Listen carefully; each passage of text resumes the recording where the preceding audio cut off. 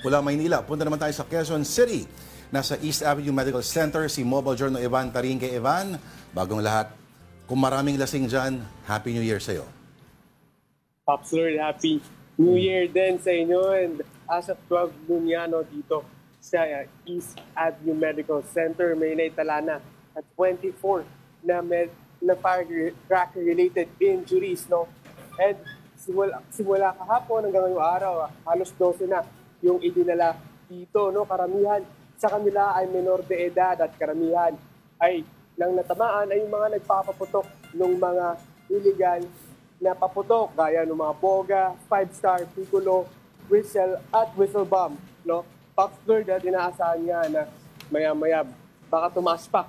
Ito nga, number count na ito dahil kanina lang may naabutan tayong isa pang isinugod na bata. Wala pang around 14 years old na galing namang Taytay Rizal.